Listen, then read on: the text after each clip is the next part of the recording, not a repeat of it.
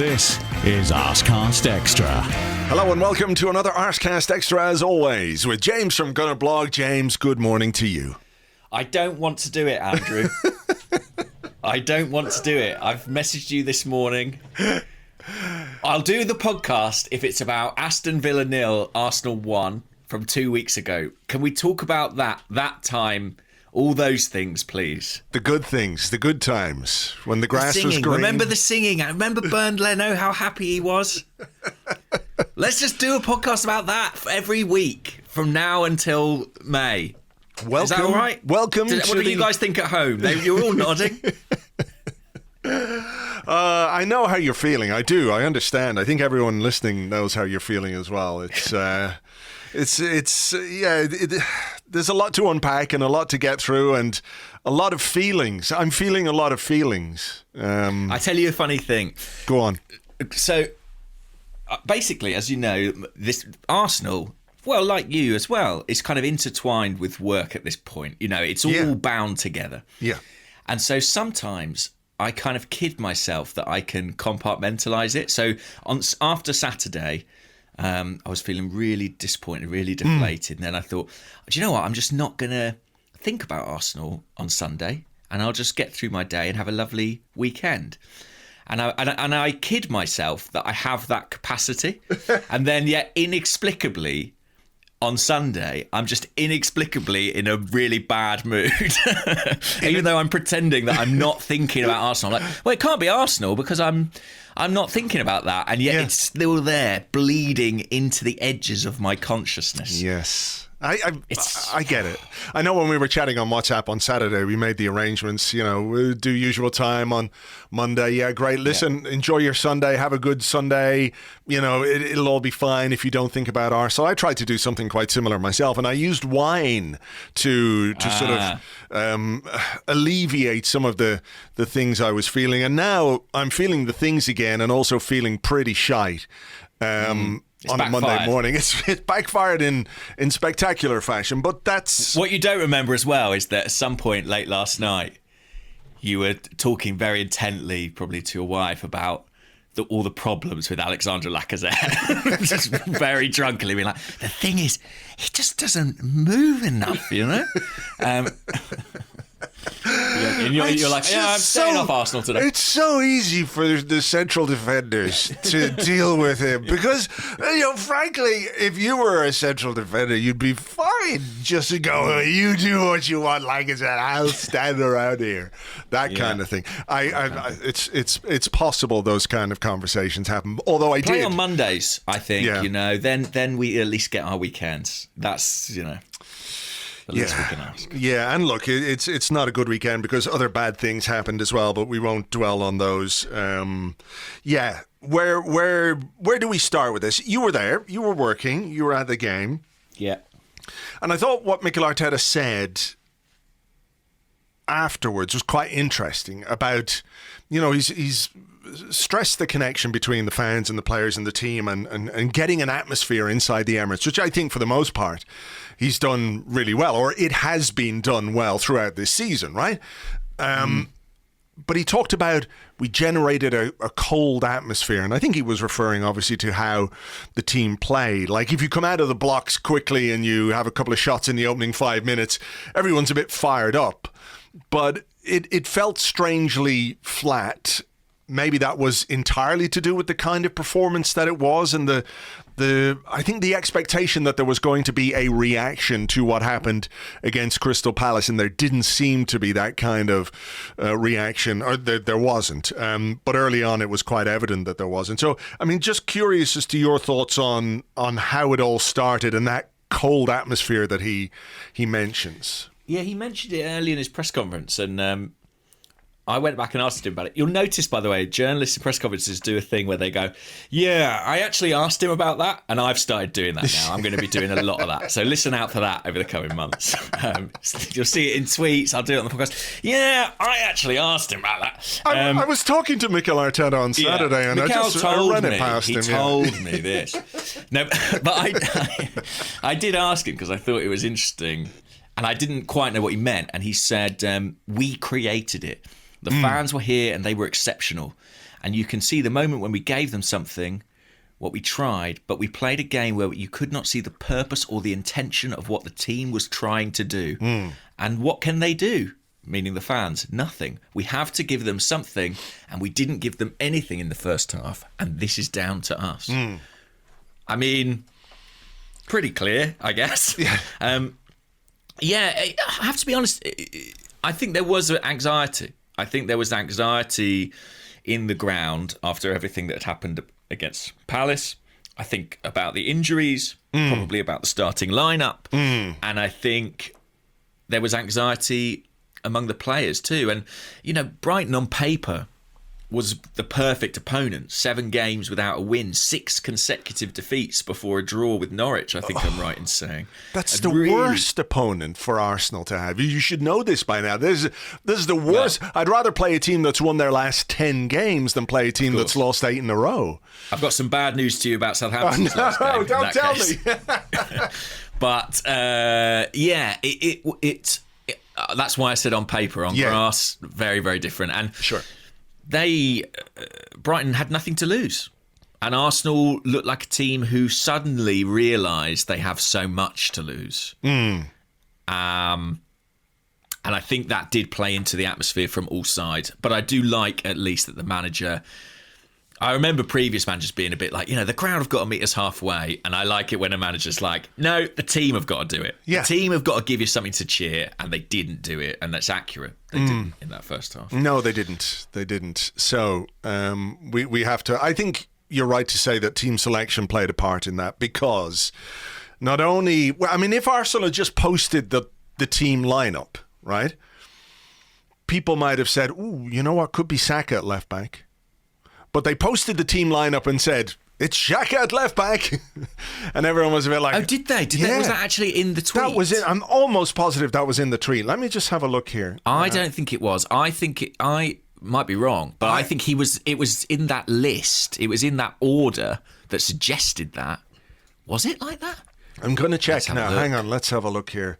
You're right. Xhaka starts at left back. Yeah. So I'm not sure that helped. And look, I'm not blaming the social media admin or anything like that, but... That's very unusual, It is, isn't it? Yeah. Because I don't think, Mikel writes that list. Do you know what I mean? Or I don't think he writes that tweet. No. I'm sure they just get a list of names. So they must have checked or asked or... I good guess to let Brighton know, isn't it? An hour before. That's another aspect of it, I suppose. Because I saw the list of names, and I have to be honest, I didn't... think it was necessarily Xhaka at left back. I was like, there's a couple of other ways they could do this. One was Saka. The other thing I did think was, could it be like a back 3 with maybe Xhaka in it, but then Saka as a wing back or something like that? But no, Xhaka at left back it was. The social media admin was well informed there. And that was a bit of a surprise. I know they went to that at half-time against Palace, but we spoke about that after the game, and there were other options. I think I was in the bring Rob Holding in, stick Cedric out there camp. I think I might still be in that camp. So, I mean, maybe we'll come to that, yeah. Nuno Tavares, of course. I mean, Arteta was asked about him in the press conference. I spoke to people who were in that press conference and said, were you convinced by his... Tavares talk up before the game? And they were like, well, he was kind of asked about it and said the right things. It wasn't necessarily like he went out of his way to say, I've got great faith in the player or anything like that. What do you think picking Xhaka at left back means for Nuno Tavares at this point? Because we saw last season, and I know it was a slightly different situation, but Xhaka at left back... It was okay for a couple of games, but we had to do a lot to make it sort of work. And then it didn't work. It stopped working. And I think everybody was, this isn't a criticism of Xhaka, by the way. I think he does his best. And it's not necessarily that he is a terrible, terrible left back. But when you've lost Thomas Partey, you need Granit Xhaka in midfield. I think that was the general consensus that people had before the game. It was like, you need Xhaka in midfield, and it says I'm reluctant to go all in on this because we've seen time and time again that sometimes what you think about a player or a player's future or place at a club can change really quickly. You know, they can be very far out and then they can be right back in. That's just the nature of football. But I think when you don't have Thomas Partey, when Xhaka's presence is absolutely needed in midfield, and you still pick Granit Xhaka at left back, it says a lot about what faith or lack of faith Mikel Arteta has in Tavares. Yeah, I think trust is the thing. I think Arteta trusts a very small group of players at Arsenal. Very small. And we know who they are. There's 12 of them, basically. It's the strongest first 11. Well, 13, I guess. You know, you'd say Cedric and, you know, one of Smith Rowe and Martinelli. And that's the group that he uses if he can avoid anything else. And he basically picked from that group in this game. But it meant slightly shoehorning one or two in. The Xhaka at left-back thing, I would be curious to go back. I mean, I don't want to do this. Doubtless the Athletic will make me. To go back and watch the sort of trajectory of Xhaka at left-back last season. I have a memory of it sort of very much not working in very important game like the Villarreal game. Yeah. But that it was sort of moderately successful to a point before that. And I guess Arteta felt he wants to go back to that. I just think it was about trust. I think ultimately he didn't trust Tavares and he trusted Xhaka, and he tried to have his cake and eat it as well. I don't know how evident this was on TV pictures, but in the ground, it was very evident that Xhaka was playing the role in an unusual fashion, that he was kind of stepping forward and narrow into midfield in the second phase of the game a lot. And I think ultimately Arsenal paid a price for that, given his positioning on the opening Swansea goal. But he was spending a lot of time... Brighton.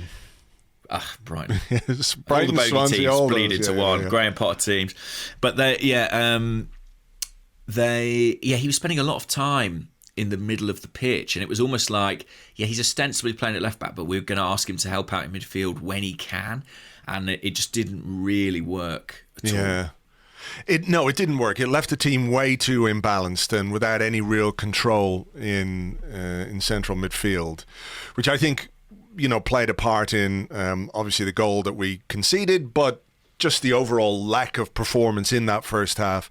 I'm just looking at it here, looking at the goal again. Like, he's gone forward to track his guy and he's sort of standing still, and then the ball goes over Sambi, over Smith Rowe, and that's where the cross comes from. And it's not great. Is it from... maybe Odegaard, maybe... There's not a lot of tracking happening at all. None.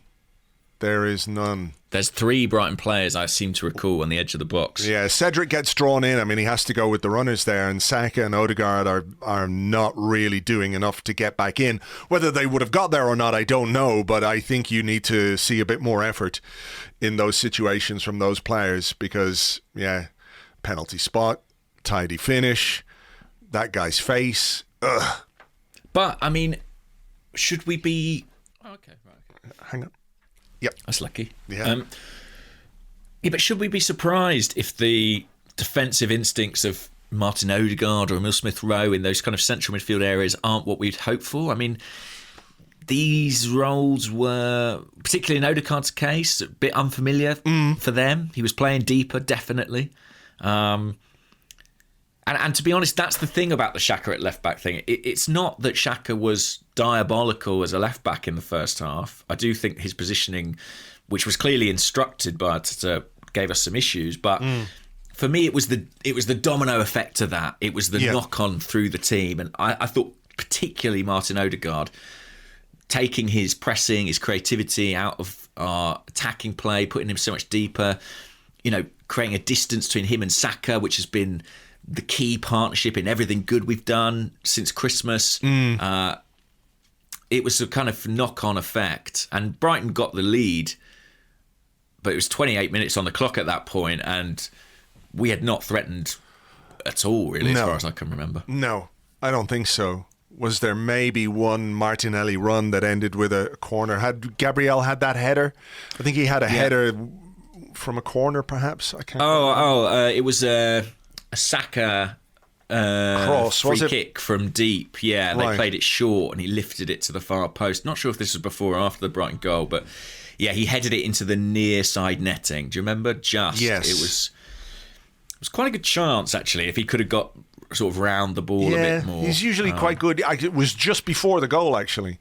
It was just before 27 minutes, or 26 minutes. So, and he is usually pretty decent in the air. He scored a good few goals for us as well. So, it is one of those moments where maybe the game takes a slightly different trajectory. But you want him to go back across goal, really, because then if it doesn't go in, hit somebody or something comes of it. But we had been really flat until that point, and I was kind of thinking, this looks like one of those games where you've just got to get into half time and address the issues. And then obviously everything was compounded by the fact Brighton took the lead. It might have been a very different day, I guess, were it not for the VAR call. I think a goal at that point would have been more than we deserved, but it would have given us a hell of a platform going into the second half. For sure. It wouldn't have changed anything about our performance or even what I felt we needed to do as a team going into the second half. But obviously it would have changed the scoreline in a very significant way. And that scoring a goal just on the break and, Brighton conceding a goal just on the break as well, would that have changed the momentum? Would that have, given us a shot in the arm and given them a kick in the bollocks, if you like? How do you view that VAR decision? Because I've watched it, and I can't conclusively see that he is offside. He may well be, and I think he probably is, based on the movement and based on what I'm guesstimating from the body shape and body position of the defender who was in front of the goalkeeper. But I can't conclusively say he's offside. And the thing about these offside VAR decisions is, normally it's okay, look, his left toenail is offside. This is patently ridiculous. However, by the letter of the law, he's offside, so goal disallowed. And people might not like it, but they can understand it because that is applicable to every situation like that. I think this is one of the first ones that I've ever seen where there's been no conclusive TV angle or line drawn which shows 100% that Martinelli is offside. I agree with you. I think that the on-field decision should have stood, and I'm not sure it was correct, but I don't think you could convincingly prove otherwise. Yeah. And I think the burden of proof is, I actually don't really know what that phrase meant. Shouldn't have used it. The burden of proof. I tell you, Your Honour, is on VAR, right? VAR has to make it has to be a clear and obvious on-field error. And I just don't see how that could be classified as such. Isn't the benefit of the doubt supposed to go to the attacking team in situations like that? Or am I just dreaming that? I think that's an old... I'm not sure that's in the language anymore. But what's interesting is that in this instance, clearly the benefit of the doubt went to the defensive team. And that is not in the language anywhere. Yeah.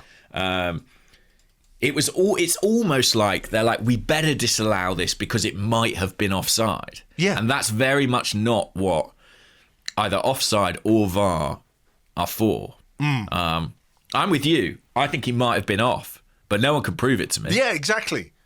Exactly. And I think when it takes 4 minutes or whatever it is for the people in the VAR room to make a decision, then, you're stretching and you're obviously guessing. If it's conclusive pretty quickly because they have all the angles and they've got literally all the possible angles there can be.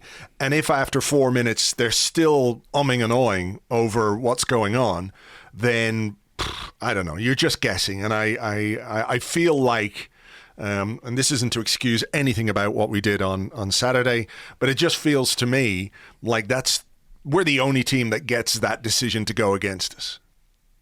It feels that way, Yeah. for sure. And yeah, I mean, it'll be lost in the annals of time why Gabriel Martinelli went and hugged Gary O'Driscoll. You know what that was all about. Yeah.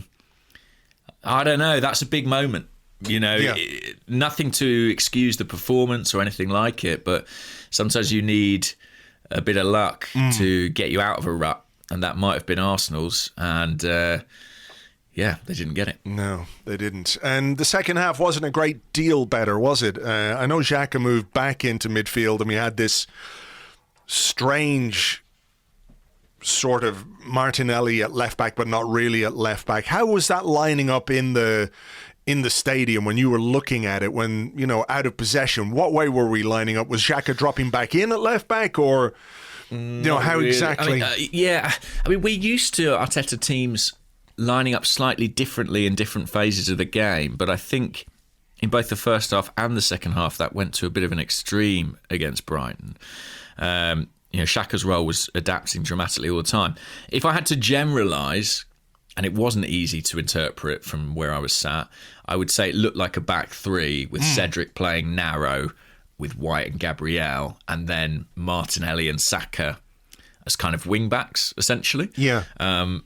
And to be fair, we did that or similar against Palace in the second half. We've actually seen a back three used a lot in the second halves of games, and I'm sure there'll be questions about whether we might see it used in the first half of a game before long.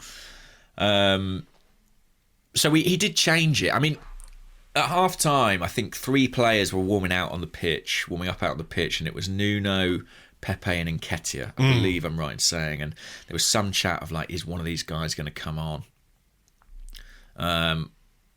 But that didn't happen. We didn't get sub for until a little bit after half time. I mean, I think it was moderately more successful, but I think in the Palace game it felt like we really did sort of change the dynamic of the match. I don't think we did that as successfully against Brighton. No, I mean, I think it was better. There's no question it was better. We weren't making a great deal of chances, though. I mean, there was a lot of Cedric crossing. We did have some moments where I think we could have threatened. Cedric took a free kick, which, you know, when you look at what Martin Odegaard did with the free kick from exactly the same position late in the game, you know, I don't quite know. He better be bloody good in training. That's all I'm saying. He's got to be putting these free kicks top corner. Yeah, look, Monday to Friday. Look, Odegaard hit the bar and Nketiah hit the bar with the rebound. But we had another one in the same position, and they tried a weird kind of routine. I mean, there's a couple of moments like that just make me a little bit worried about decision making, whether it's inexperience coming to the fore or whatever it might be. I mean, they're trying that pass down the line to Martinelli when he should have just had a shot on goal, because he's capable, as we've seen this season, of really causing goalkeepers problems. He scored a free kick against Burnley, he hit the bar against Brighton on Saturday. You know, why we didn't make more of those opportunities. Even Lacazette is not a bad free kick taker, and given the complete lack of firepower that he's bringing to the team at the moment, I don't understand why, like, Cedric is being allowed to take a free kick in that situation. The late one where we have a corner and the goalkeeper's gone up and he's in the box waiting and we take a short corner and get caught offside. I mean, it's just so dumb. You know, small things like that, I think, are creeping into our game, which, you know, haven't really been there. For the most part, I think our decision-making in games, you know, there are obvious exceptions, but it's been pretty good, you know. And maybe it's pressure, maybe it's tension, maybe it's inexperience, whatever it is. It's hard to know, but they're sort of uncharacteristic, and it's also true of this week to an extent is a little bit uncharacteristic in that we know we've got some shortcomings up top, and we'll talk about those, but we've been pretty good defensively, and we haven't been good defensively this week. We've been really poor defensively this week, and we've been punished pretty harshly. Well, not harshly, we've been punished to the extent you expect to be punished when you're poor defensively. the Brighton second goal as well. Not great defending. And again, a guy's on the edge of the box with time to shoot. So we've paid the price for that. We have a bit, yeah. And I think, without wishing to be sort of too revisionist, I think generally, as we've kind of improved as an attacking force, which I know might seem absurd to say after this game, but we certainly did do that through the first few months of the year. I think our defending generally has suffered a little bit. There's actually a pretty decent correlation to Tomiyasu getting injured and Arsenal's defence looking slightly less secure. I'm not putting it all on him, but the timing does kind of check out. Brighton's second goal, I actually haven't looked at it from our point of view because I was sort of marvelling at it as a goal. I mean, it was a great goal from their perspective. But yeah, when you think about it, he is completely on his own, isn't he, that guy? I'm just gonna have a look at it here. Mwepu. I mean, they played three in midfield who were all very athletic, very powerful. It was very much the Crystal Palace approach, and we did slightly struggle to live with it. I thought Mwepu was really good. Yeah, I'm just looking at it here. So the play comes out to, what's his name? Cucurella, yeah. On the left-hand side. Lacazette is there with Mwepu. Play carries on. Lacazette gets drawn into the box. Yeah, it's not good from Lacazette. It's not good from Lacazette because he was there and he got drawn in when the play came in. I think there was other aspects of that goal which Mikel Arteta will not be that pleased about. Did Sambi get done a bit easily with some movement in the box? Yeah, a bit static. Yeah. I mean, it's still it's still a 1 in a million hit for the edge of the box. It's a very good finish. It's a very good You're finish. Pretty unfortunate if someone puts that in the bottom corner. But yeah, Lacazette does get sucked into his own box a bit. He's ball watching a bit there. It's funny we talk about set pieces. I really felt set pieces, although we had some dodgy ones like the short free kick, the short corner, I felt like they were our most threatening moments in the game.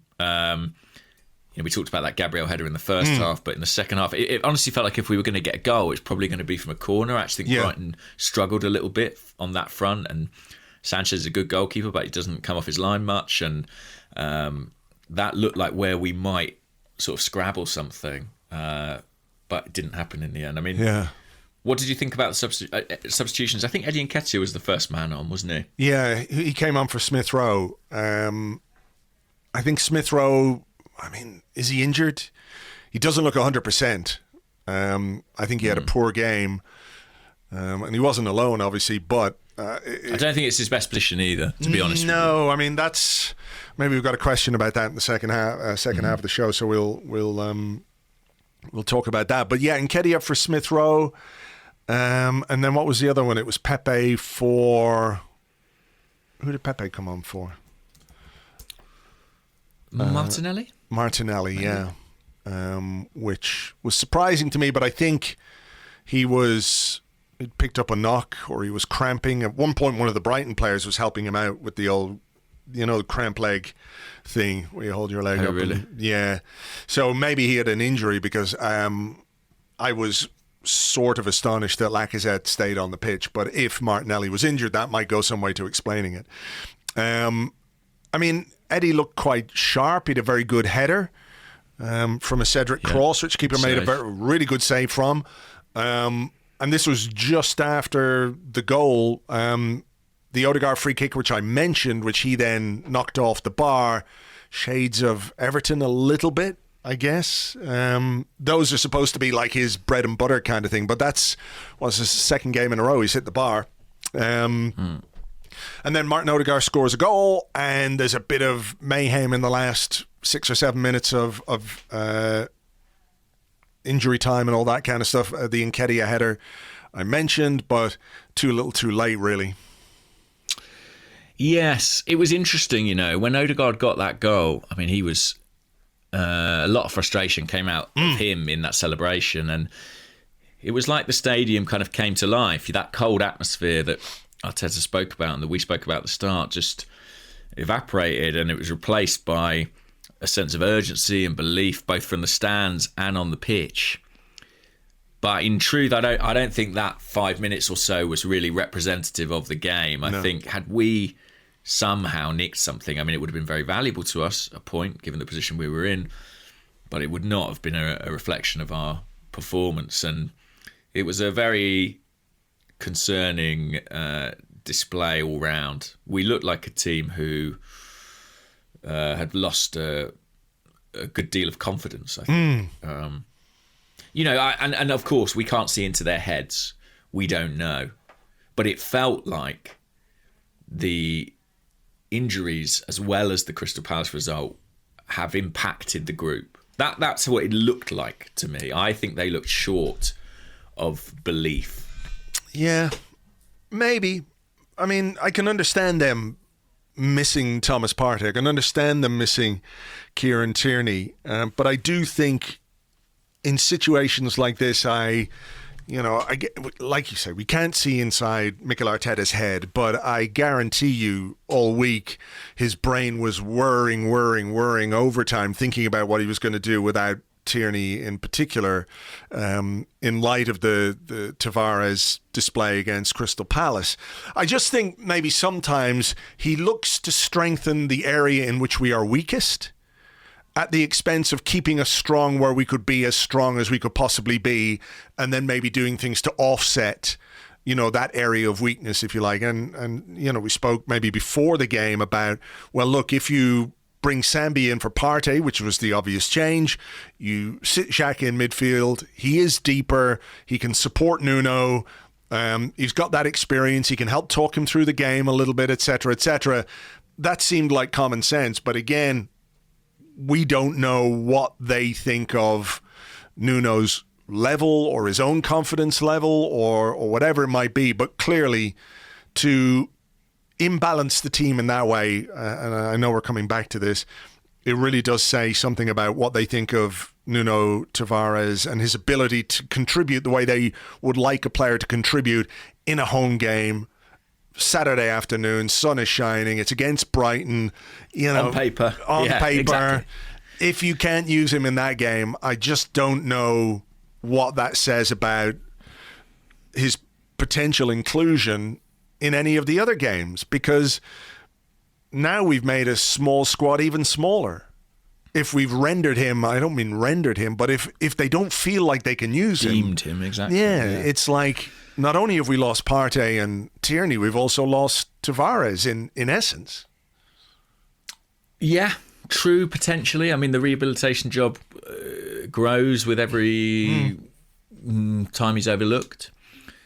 I think what's interesting, actually, thinking about this game, and I probably haven't articulated this particularly well until now, but although we're talking about Tierney and we're talking about left back, I actually think Partey was by far the bigger miss in this game. Yes, yeah, and it was taking Xhaka out of that area of the pitch. It's not so much Xhaka at left back. Yeah. It's Xhaka not in midfield. Yeah, right? I agree. And Partey was a huge absence. I mean, the amount of times that Ben White and Gabriel had the ball and were either knocking it round between each other, not being able to find a forward pass, or giving it to Lokonga, who side foots it straight back to them. In the first half in particular, we just did not progress the play at all. We did not travel up the centre of the pitch. And Partey is, yes, he was poor against Palace, but as a rule has been brilliant at that in the last few months. And I think without that, we really, really struggled. In some ways, any of the left-back solutions, I think, are acceptable as long as you can find a way to ensure the middle of the pitch, a crucial part of the pitch, isn't significantly weakened. And I think, unfortunately, it was for us at the weekend. Yeah. And as I said, Brighton, they lined up with, I forget the three guys' names, so it was Basuma, Mwepu and Caicedo. Yeah. And they bossed that part of the pitch, really, especially from a defensive aspect. They were very, very tricky. I guess we have to talk about our centre forward. I get that we are not replete with options. But how big of a problem do you think Alexandre Lacazette's form is right now? Because he didn't really offer anything on Saturday.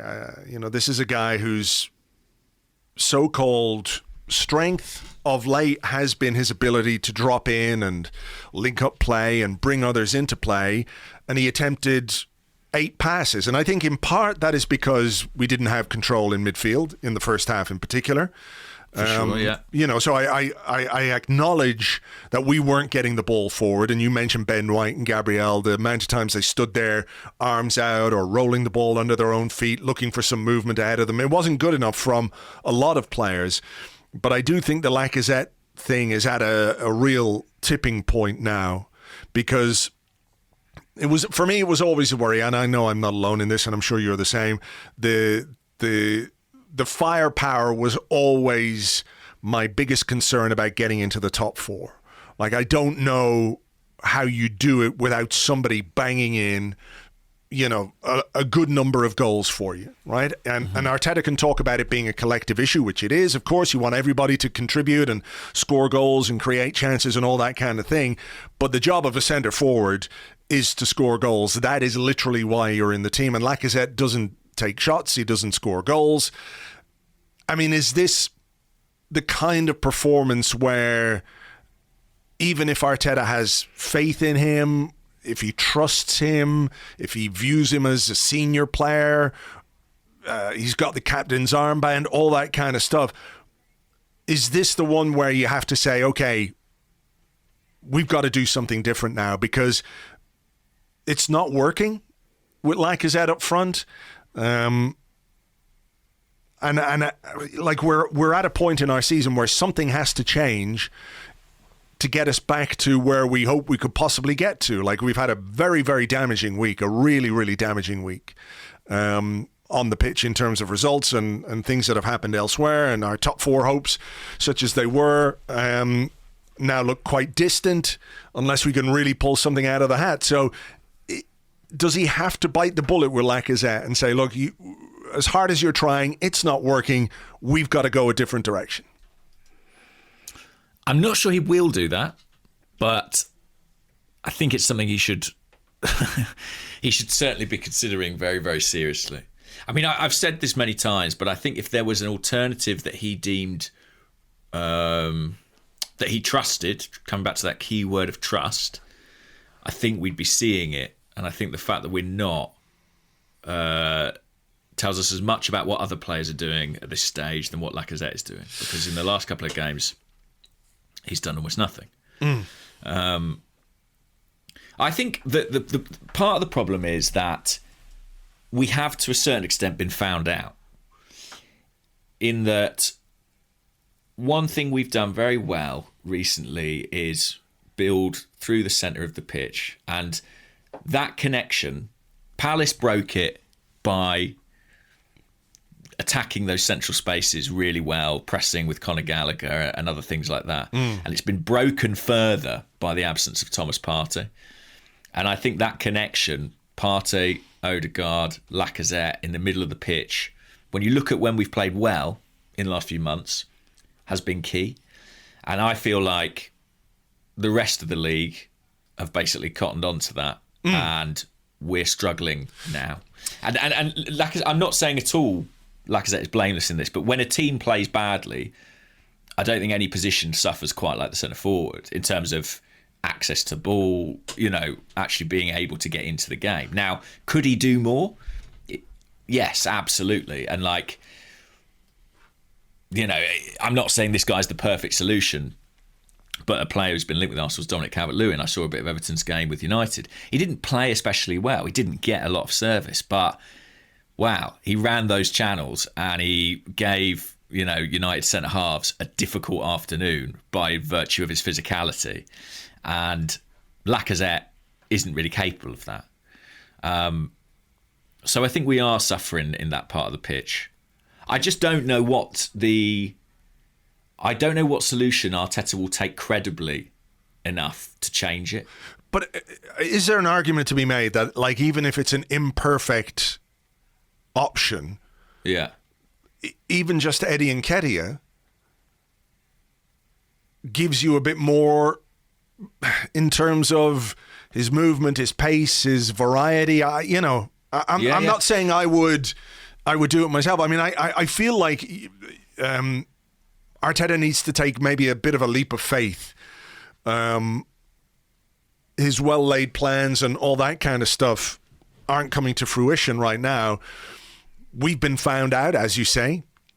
The way that we've played has been sussed out. We could see that with Palace on Monday night, and it was much more difficult, of course, without Partey and Tierney against Brighton. So doing something different feels like the only thing he can do.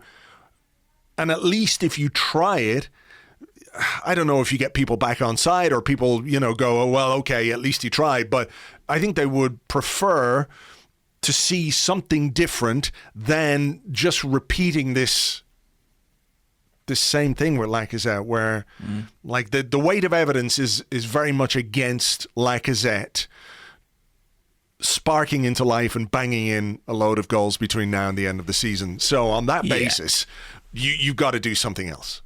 Well, I listen, we all know Arsenal need a better centre-forward, and I think the disparity in quality between our centre-forward and Tottenham centre-forward could be pretty decisive come the end of the season. And unfortunately, January transfer window passed, and it wasn't something we were able to address. And now we're essentially in a holding pattern, waiting for that guy to arrive. I think it's certainly worth trying something else. I actually think Eddie Nketiah probably has done enough in his last couple of substitute appearances to suggest he could offer something different. It might not be my preferred choice. I might prefer Martinelli, for example. But I think Eddie's put himself in contention. And I don't think it'd be the worst thing to drop Lacazette. I wonder if you would, I wonder if it might benefit him in some ways. I mean, I think back to the first half of the season, there was the period when he wasn't in the side. He came into the side looking fresh and hungry and very determined to win his place back. Maybe there's a sense that without significant competition, I don't know, maybe an element of complacency is in his performances as well.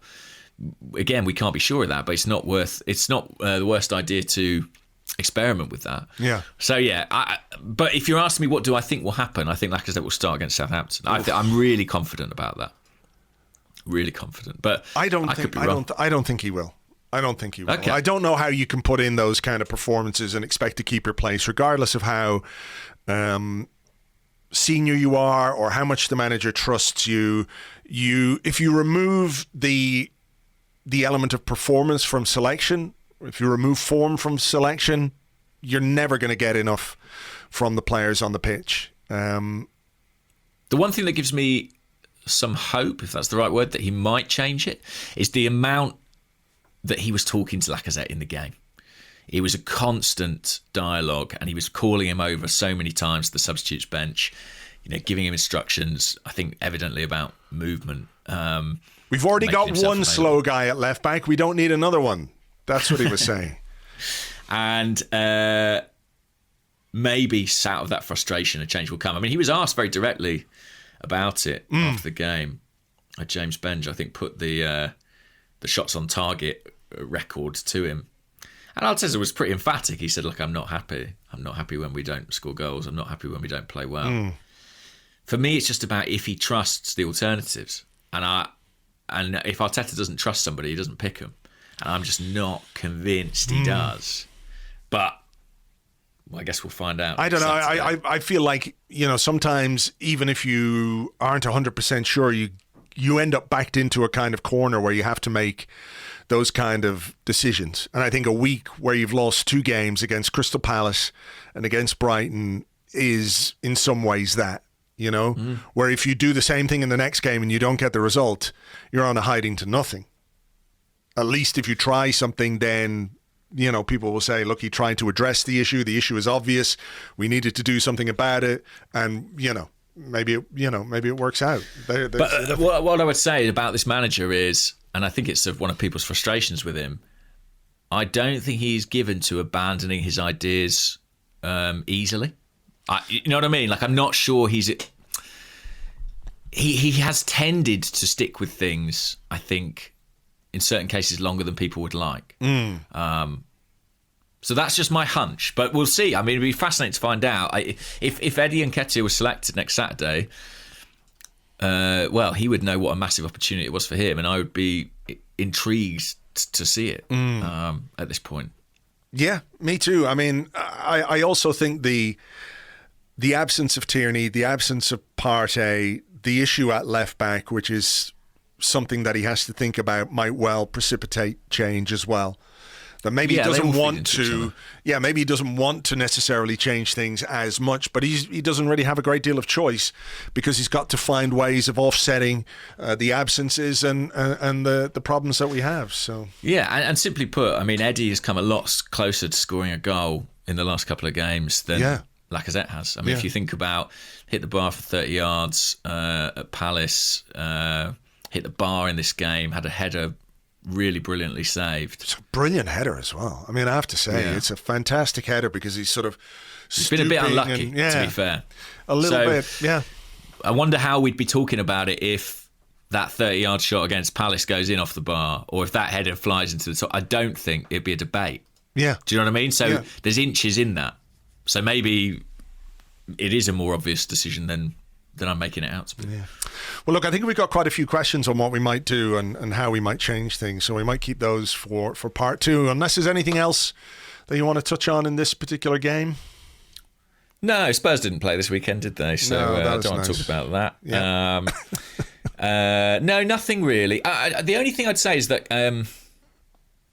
just sort of on the emotional aspect of it, it really came home to me in this game how much collectively as a club we've kind of emotionally invested in this idea of Champions League qualification in the top four. Like, I think there was a lot of pain in the stadium at full time, and it was really palpable. You could see it written on the players' faces. You could hear it from the fans in the stands. It's been a hell of a ride, and I hesitate there because I sort of use the past tense. And I think we all want it so desperately. And I think, I don't want to speak for everyone, but it does feel as if this may be the week in which it kind of got away from us. Everything is to play for, technically, but this does feel like a week we will... On paper. Yeah. On paper, it's always to play for. I do feel like come the end of the season, we'll be talking about this week. I do have that sense. Yeah, it's quite an interesting coincidence, though, isn't it? And like, if I do have any vague hope, I've said this to you, and I've said this on the blog the last couple of days. Like, the way this team fucks with my mood is unbelievable. You know, like when it's good, I'm trying to rein myself in and not think about the devastating potential of Martinelli, Saka, Smith Rowe, Odegaard, like taking the world by storm. And when it's bad, I'm trying to keep myself level and think, well, it's not quite as bad as all that. It feels absolutely fucking terrible today, and it did over the weekend. And, you know, I think it will prove to be a very damaging week overall. But where we have stumbled this season, we've done it in pairs. We lost to Everton and Manchester United, or Manchester United and Everton in that sequence. But earlier in the season, we had 2 draws consecutively against Crystal Palace and Brighton, and everyone was up in arms over those results because, you know, the sense was you should do better against teams like Crystal Palace and Brighton. And I think that's fair, because if you are going to be a club that gets back into the top 4, these are the kind of games that you need to win or take points from, or certainly not lose. So if the pattern continues, we've had 2 bad results, as we did against Palace and Brighton earlier in the season, as we did against Everton and Man United. I know we've had some intermittent bad results here and there, but, you know, you're looking at Liverpool and Manchester City as being the inflictors of those. So these little periods we've had where things have not gone well, they haven't lasted 6 games, 7 games, you know, like we had in that previous season where we had that terrible run. So I'm hopeful that we can get ourselves back on track, and whatever Mikel Arteta does to change the team will also change the fortune. So I'm keeping fingers crossed for that.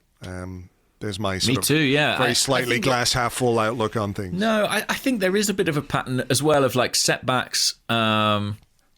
Like you say, sort of sticking with us for a little period of time. I mean, it's almost not worth talking about the very start of the season because it was such a different team. But Everton and United back to back. When we were beaten by City at home, we didn't win our next, I think it was 4 games in all competitions. We have had these wobbles, and it's about where we are as a team. I don't think we're good enough to kind of eliminate those. But we have on all occasions responded pretty well with consistent runs. The challenge, of course, is that the fixture list looks quite tricky in what's left of the season, and we are missing a number of key players at this point, which I don't think we've quite faced that before. So, yes, look, maybe we are a little overly despondent, but we will see. Yeah. We will see. Twists and turns, I don't doubt. Twists and turns. All right. Okay, we will take a little break here. We'll come back with your questions and more in part 2 right after this.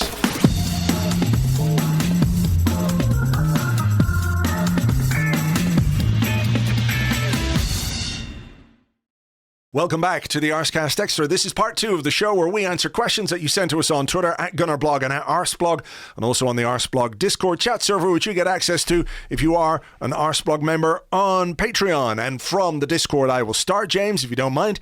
Bunana says, I've seen comments on Tavares and Sambi coming in cold, so to speak, and that Arteta should have given them more minutes, etc., etc. But honestly, in that good run, would you have changed a winning team? It's difficult. I think Arsenal have paid a little bit in that respect for not staying in the FA Cup and not having European football, Europa League football. Although, to be fair, that's only really relevant in the first half of the season when it comes to rotation. Once you get into the knockout stages, you're basically playing your best team in there. Could they have been kept warmer? I mean... In the case of Tavares, I've always thought maybe he would have use as a kind of late substitute, playing in wide areas, maybe in front of a fullback. We saw that for, I think it was literally just stoppage time against Wolves away at Molineux.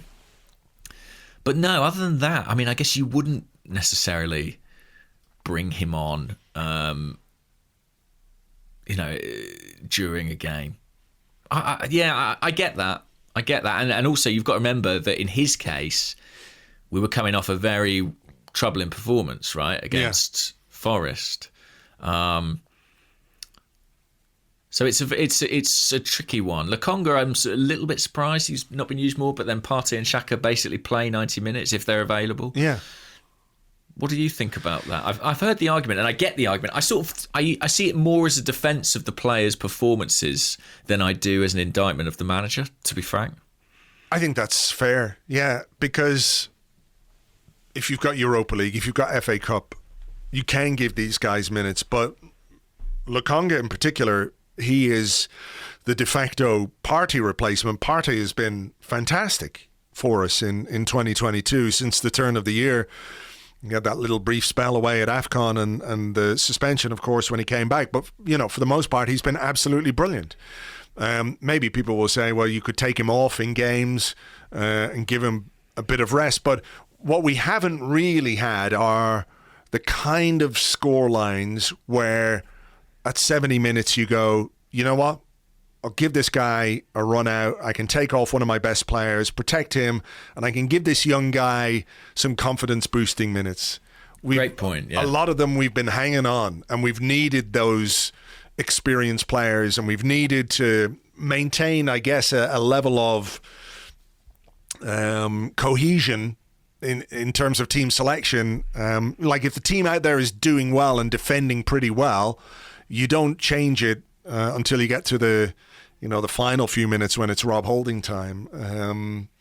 So he hasn't really had the ability to do that. And I think if you look at the first half that Sambi had, which I think was difficult, in part because he didn't really have enough support, to be honest. And if you look at the way Tavares has played, I mean, they could be damaging subs if you make them in a game where the scoreline is only a goal. You know what I mean? So I understand. I mean, I do get the point. The more involved players are, the more rhythm they have, the more form they have, all that kind of stuff. But I can completely understand why they weren't, We're also talking about a league where, as compared to the last couple of years, we've got 3 subs as opposed to 5. And that's going to change. I think in a 5-sub situation, these guys get a lot more minutes, possibly. But if you're thinking about what your 3 changes, well, usually you're changing the centre forward because, 90 minutes is difficult for any centre forward, let alone Alexandre Lacazette at the present time. You might change a wide man because they cover a lot of ground. You might take Martin Odegaard off because of all the pressing he does. Before you know it, you've kind of used those subs. And yes, you could potentially put Lokonga or Tavares in those roles, but I kind of understand why it hasn't happened. They have had strange seasons, though, where in the first half of the season they probably played a lot more than anticipated, and it's almost felt like that's been, I don't know, consciously or otherwise balanced out in the second half of the season. They've spent a lot more time, with the group at the training ground, but less time on the pitch. I mean, just on the Tavares, seeing as we're talking about it, there was a question here from Doom and Gooner. So I imagine this will be optimistic. And Doom and Gooner on Twitter says, does Arteta have the tactical and psychological nous to use his selection mistakes on Saturday to an advantage with regards to Nuno? I.e., we tried to do it without you and it didn't work. We need you to step up and fill that void. The sort of humility that could repair the player. I don't think it's about humility or we know what we know about Nuno Tavares based on what we've seen on the pitch. This season, it's the Gattuso thing, isn't it? Sometimes maybe good, sometimes maybe shit.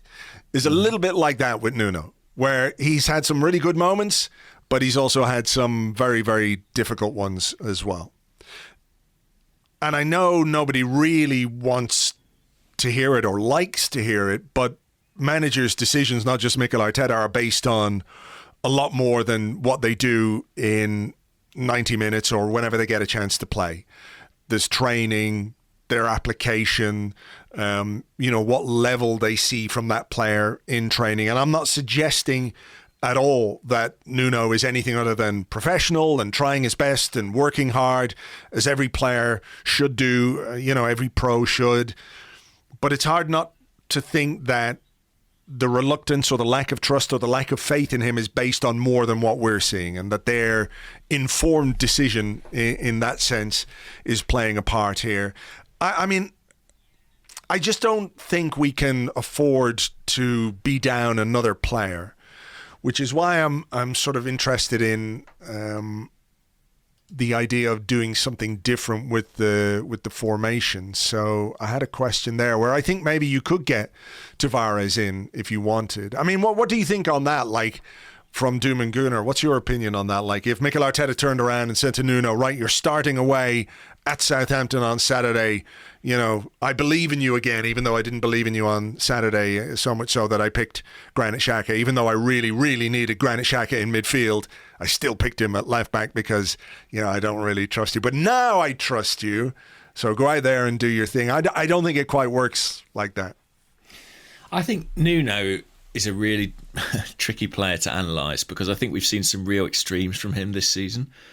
I think there have been times going forward where he's looked really exciting and irrepressible. And I think there have been times defensively where he's been really poor. Like, I can name, half a dozen examples of where he's made a basic mistake that's cost us a goal or close to it. And you get players like Cedric on the other flank who never brings you that spectacular side that Nuno does going forward, but and will occasionally look defensively suspect, but not in as egregious or obvious a fashion. They're kind of more, I don't know how to put it, they're more level. And so, and I think as fans, we might be guilty of seeing the best in a player and projecting that, well, in 3 years' time, that's just who they'll be. And I do wonder if we've done a bit of that with Nuno. And is he actually as good as he's looked? I mean, or is he as bad as he's looked? And I honestly don't know, but I think it's open to debate, and I can understand a manager having reservations. Ultimately, unpredictability is not a great quality in a fullback. It is in the opposition half, but is it? Yeah, but is it worth it? Yeah. Do you know what I mean? Like, I know exactly what you mean by that, but there's very few fullbacks who are good enough that they can sort of get away with that. And I'm not sure if he is one yet, and certainly not yet. Do I think he could be rehabilitated? I mean, yeah, like 22-year-old player who doesn't start a game after a poor performance. Yeah, there has to be a way back. I mean, players have really difficult nights and they recover from it. I don't know. I think it's worth. We've got a load of questions about the shape of the team and if that should change. Maybe we should address those because I think that might incorporate a bit of this discussion. Okay, there was one from Ian Mills, who's at IanAFC71 on Twitter. He said, "Hi Andrew and James. I was there on Saturday and it was painful viewing. Would you pick a system now and stick with it for the remainder of the season or go game by game depending on the opposition? Saturday felt like Arteta changed too much to try to overcome the injuries. And I've seen questions about like going to a back three, for example, and I'm curious as to what you think about that, because that might well be a way of getting players on the pitch and addressing what he sees. It's clear he sees this as a problem, left back. It's clear it's a problem for him. You know, as we've articulated, you don't pick your best / most important central midfielder, the one at least that's available to you, at left back when you badly need him in midfield if you don't view that position or your options there as a particular problem. So do you think it's possible that we might, try and offset that by, well, basically doing away with left back altogether, going to a back three, whether it's a 3-4-3, a 3-5-2, whatever it could be, and just doing something different with the players that we have in order to get, to change the dynamic, if you like, and make us maybe a bit less predictable. But again, to cover up that key area of weakness. I think there is a certain appeal to it. I mean, let's just play it out. So I guess you bring Rob Holding in next to White and Gabriel. Who do you play as the centre? Who do you play as like your sweeper, if you like, in that back three?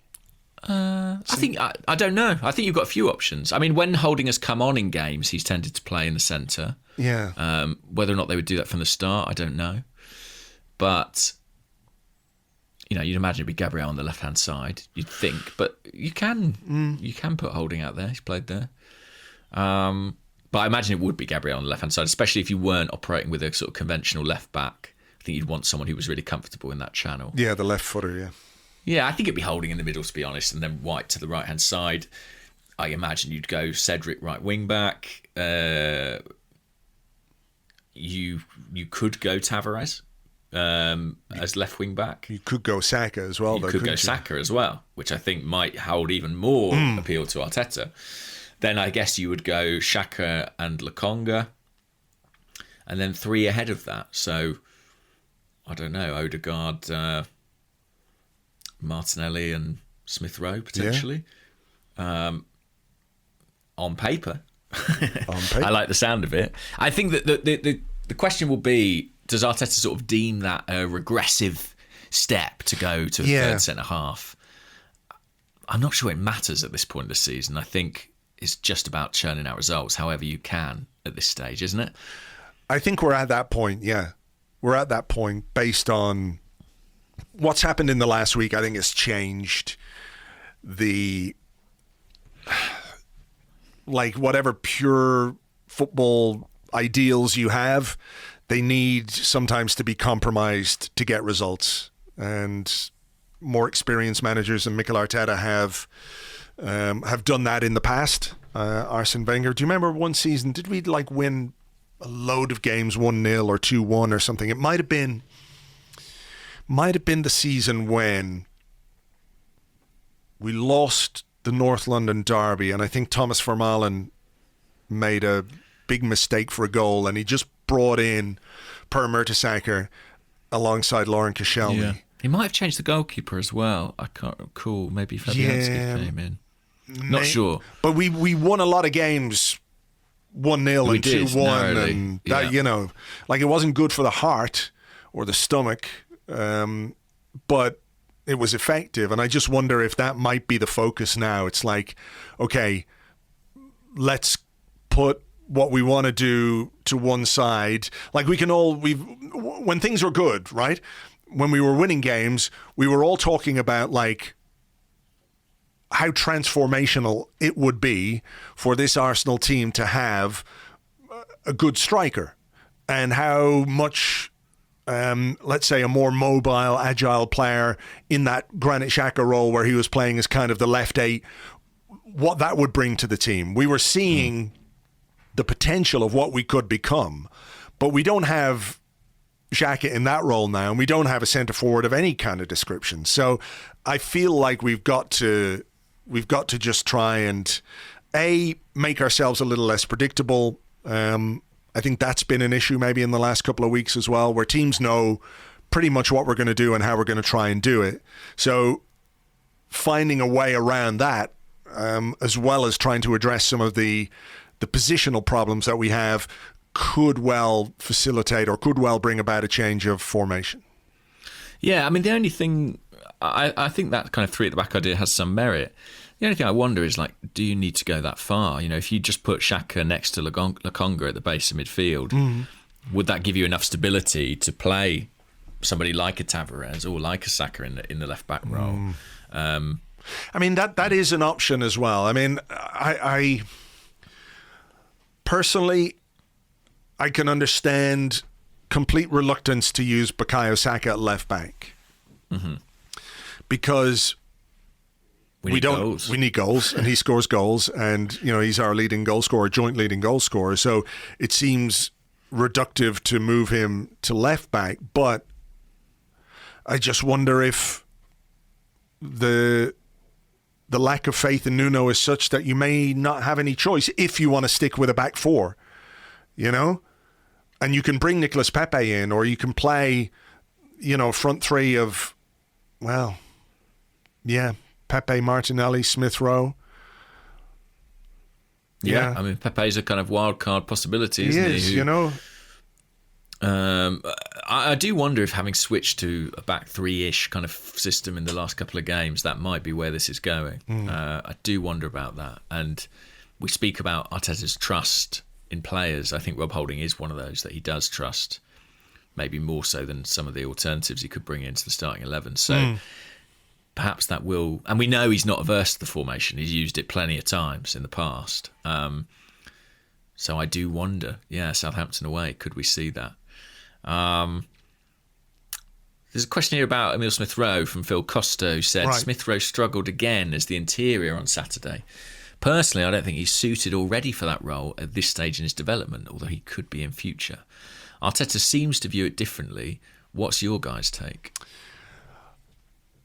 I think he could be a player who fits that role quite well, but I agree he's not there yet. He's not there yet. I'm not convinced Arteta's certain that he is either. I think the decision to pick him there was because he had Saka or Xhaka at left back. He did talk about it in the press conference afterwards, didn't he? Where he said we thought Emile could, get into those spaces or whatever it might be, whatever he was expecting from Brighton. He thought that Smith Rowe would offset the absence of Granit Xhaka in midfield, which ultimately didn't prove to be the case. I can't help looking at Smith Rowe and thinking he's not 100%. I think he's carrying a knock of some kind, to be honest, which I'm sure many players are. But I don't think he's quite there yet in his development. But I think he's got all the qualities and all the technical ability to play that role at some point, but just not quite at this point. But then, I hear people talking about using him as a false 9, and I know we did it against Villarreal and it didn't particularly work. So I wonder if, is that something that we'd be asking too much of too? If you use Smith Rowe as a false 9, like the sample size of Smith Rowe at false 9 is very small. You know, I don't think it didn't work against Villarreal, but I don't think you can say definitively that it will never work. And it's something Arteta spoke about a couple of weeks ago. But yeah, he just hasn't looked quite at the pace of the last two games for me. And I just wonder if he's carrying something that's maybe a bit more significant than we know. Could be.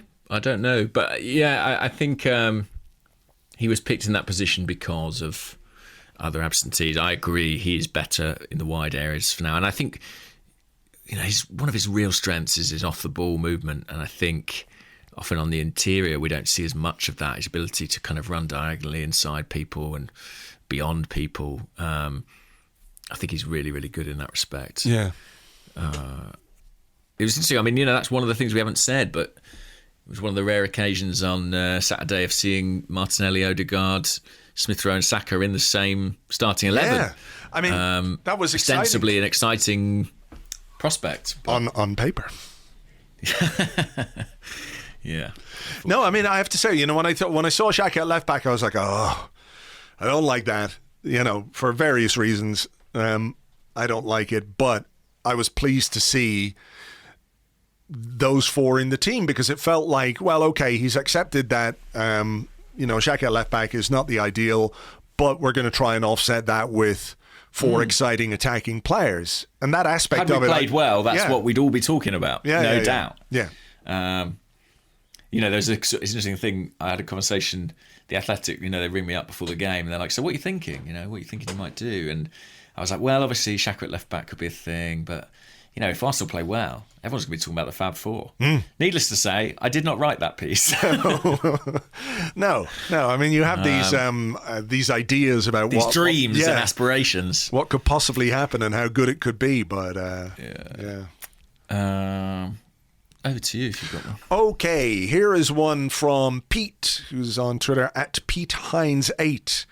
I've seen it suggested that due to Kieran Tierney's injury history, that if a suitable offer comes in for him, that we should cash in. Do you agree? He's a fan favourite and a fantastic player, but availability is an issue. It all depends what you can get in, doesn't it? I mean, sorry to dodge the question, but I'm not desperate to get rid of him right now, seeing the problems his absence has given us. But I guess I understand the point. The point is he a player who you have to accept there are going to be absences? It's just tricky, the Tavares thing. I mean, ostensibly, we needed a left back to provide cover for Kieran Tierney, because sometimes you need cover for Kieran Tierney. We've got a guy in, and at the moment, it feels like it's not working out. It leaves you in a slightly awkward position come the summer. What do you do? Beg said Kolasinac to come back. Would I sell? I don't think so. No, I think he's too important, and I don't think replacing him would be as straightforward as some imagine. So I think I would resist that. Yeah, I would too. But I get the point about availability, and when a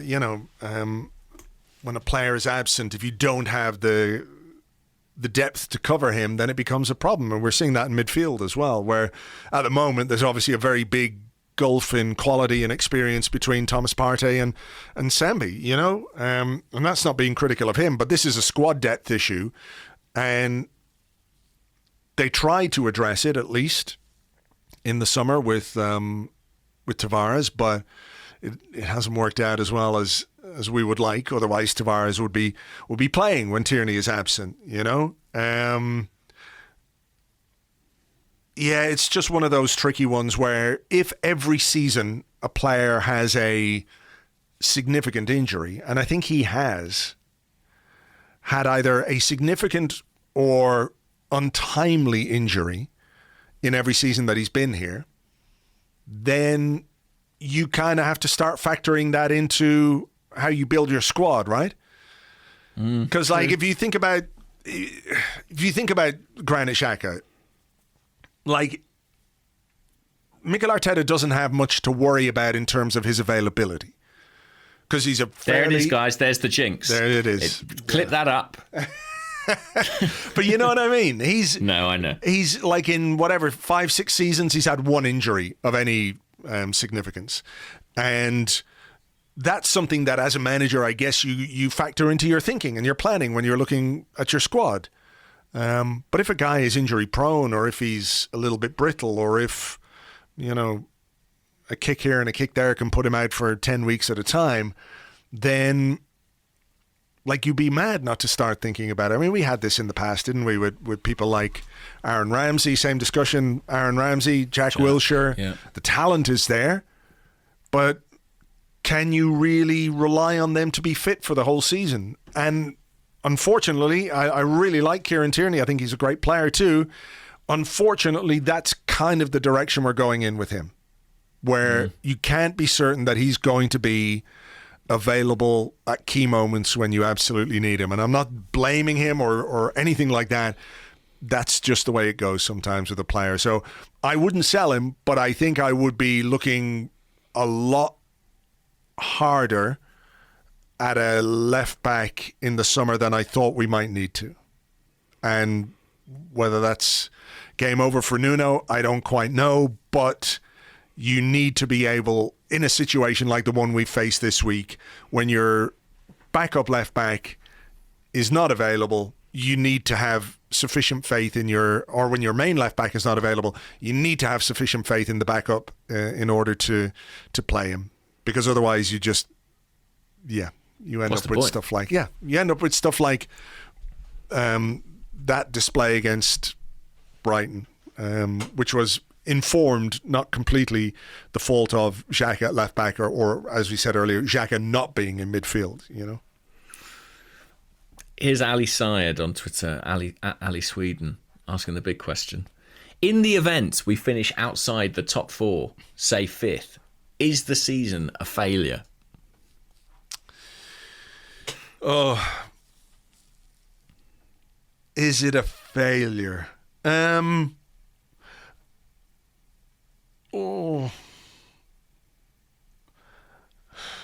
It's a tough one because we've been in such a good position. And I think if you look at results like Palace and Brighton, and they're the reason why we finished outside the top 4, I think you could probably say that is a failure of sorts, if you know what I mean, from the position that we were in. It's one of these where there's a lot of questions like about, well, should we be that worried about finishing outside the top 4 because nobody thought we could get in the top 4 at the start of the season? Which is fair. I saw another question like, well, if somebody had told you we were going to be 1 point off or whatever it is, I haven't looked at the league table this weekend because it's just too painful. But like if someone said with 8 games to go, we were just, a point off the top 4, would you have taken it? And it's like, yes, of course you would. Of course you would. But it strips it away of the context of why we're in this position with 8 games to go, rather than, being much more comfortable after 2 wins against teams that, realistically you need to win games against if you are going to get in the top 4. So I think failure would be just a touch harsh, but it would be very disappointing. Really disappointing based on where we are, and the 2 results that I think have really knackered us are like if you lose to Liverpool and Man City and you end up outside the top 4, you go, well, they're so much better than we are. But losing to Palace and Brighton doesn't give you that same level of comfort, does it? No, although the team that finishes in 4th will have lost plenty of games like that, whoever they are. I suspect this season. I think the point about, we've been in such a good position this season, therefore it's a failure. I completely understand it, but we were also in a really bad position at points this season. And so I sort of can't quite come round to the idea that it would be a failure to finish, 5th or 6th. I think it would be really disappointing. As I said in part 1, we're all super, super invested in this and desperately want it. And my suspicion is now it won't happen. I think it probably won't. I think we probably needed, from these 3 games, including the Southampton game, to kind of churn out a few more points before some very tough games coming up. Because we leave ourselves in a position now where we have to win the kind of games that we haven't really won this season. Big, difficult ones. So no, I don't. I probably would stop short of failure, but I would certainly accept disappointment. But I am in that mind frame. I mean, I think I texted you after the Palace game and said, given the injuries and the kind of sudden evaporation of form, you know, I was a little bit worried about top six at all. I mean, I watched your video on Saturday. You know, you're on the Whistle video, and in that you were clearly very worried about where we might end up and whether or not we get European football at all next season. I mean, I think this is a challenge, and that's a reality that Mikel Arteta is going to have to face. I think no European football or the Conference League thing, I think that would be a failure, no question. I don't think anyone. I don't think many would argue with that at all at this stage. I certainly wouldn't. And in fact, I was probably one of the few Arsenal fans who saw some results at the weekend that gave them some satisfaction, because United lost and West Ham lost. And I'm now in a position where I'm looking down as well as up. That, you know, I think it would be a travesty really for Arsenal to finish outside the top six, given everything we've fought for this season. But it's interesting, you know, I think the way you finish a season really matters to fans. Arguably, maybe more than it should. Like in the past, we've seen like a terrible season, and we've won the last 5 games against teams that are on the beach and thought, oh, everything's all right. And equally, you can have a good season, you know, but if you collapse at the end, that's what people remember. Of course, yeah. Like if you know, with some reason, the end is what counts, and so it's just absolutely vital we stop the rot. It's just vital we find a way to stop the rot by any means necessary. Like systems and the future of the team and development. I think we're at the point where that all sort of goes out the window, to be honest. You just got to get points on the board. You've got to stabilise this. And if we finish in the top 4, that would be fantastic. But we've got to have that top 6 place. It's the next step for the club and for the team. Yeah. It's got to happen. Well, I mean, there were a couple of questions. One on the Discord. Aaron says, can the project continue successfully if we only get top 6 this year, or only if we get top 6? And Ali Boy 82 on Twitter, Alistair Wood, says, if the season ends badly and we miss out on Europe again, would you A, extend Arteta's contract anyway, leave the decision on extending it until his current one expires at the end of next season, or sack him at the end of this season? I guess that's going to be a discussion that people will, or fans certainly will have, if we miss out on top 6, and it hammers home just how important European football is next season. Yeah, I mean, listen, there are plenty of fans who are like, if Arsenal fail to get top 4, the manager should be sacked. There are some fans who feel that strongly about it. I'm not in that camp. I think that, for example, even if we'd won these 2 games, you know, I still think with the fixture list ahead of us, top 4 would still be a challenge. I don't think it can be. It was never a given, even if it may have felt like it at one stage. But I think, and to be honest, I think, like, how can I put it?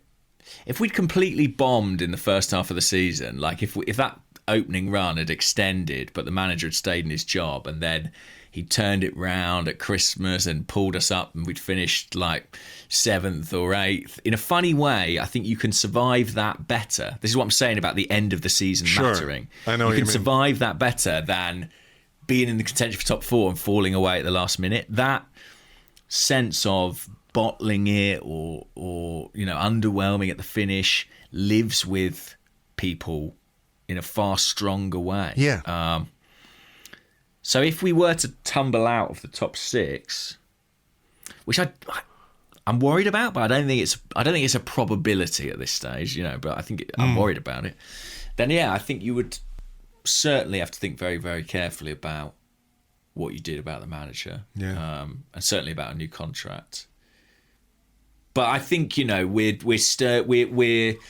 talking, we're straying into kind of, I'm catastrophizing. Yeah. I mean, like, it's it's that when things are bad, it's easy to see how bad everything could possibly be, and when things are good, it's much easier to see how things. If we beat Southampton, then suddenly the conversation will change. I imagine, Yeah. but it's the nature of things. But I don't know. Where do you stand on all of that? I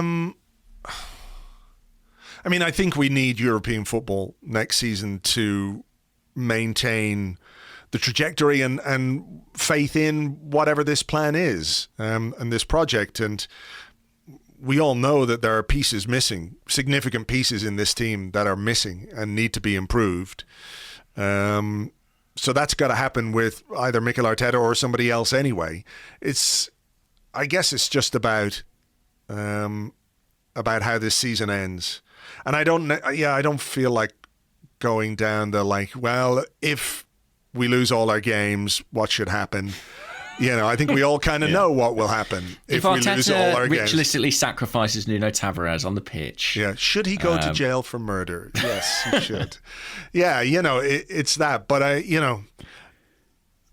I'm worried. I'm worried like you are because the fixture list is tough. It's really tough. But similarly, the fixture list is potentially, what's the word I'm looking for here?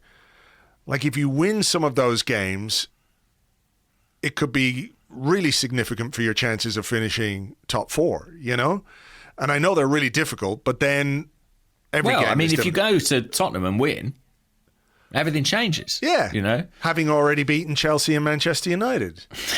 No, I'm joking, but I'm kind of not joking. 10-year contract. It is one of those runs of fixtures where it's going to feel like being absolutely kicked up and down in the bollocks the whole way, or you're walking on air because of how much the points mean, because of the teams that you're taking the points off, So, absolutely. I'm not saying I'm hugely confident. I'm just saying that, it is possible. So you're guaranteeing top four at this point, are you?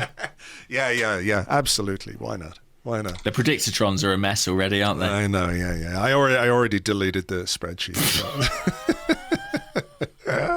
We don't need to look back on that. There's no evidence of it anywhere on the internet. We absolutely do not want to look back on listen to it. Can I ask you another question here? And I know we talked about it a bit in the first half of the show, but there were a couple of questions. N Wharton UK on the Discord. How can it take them 4 minutes? And Booten Schlank says, should there be a timer on VAR? So if they can't make a decision within a certain period of time, it defaults to the on-field call. I can see some issues with this, but maybe the benefits outweigh the issues it might cause. Yeah, I mean, I don't know if there's a way. They're supposed to be doing automated offside soon, aren't they? They're trialling that at the present. It's coming up, I think. What could possibly go wrong with that? It's like well, to it's be like fair, one of the those, goal line technology appears very good, very reliable. I have, and Hawkeye and tennis and it's had its applications in cricket as well has been pretty effective. I think automation. It at least means that we're not having the sort of the human debate. Do you know what I mean? Of how can he make that decision? It takes it out of a person's hands. I think that might be kind of healthier in some respects. I don't like it.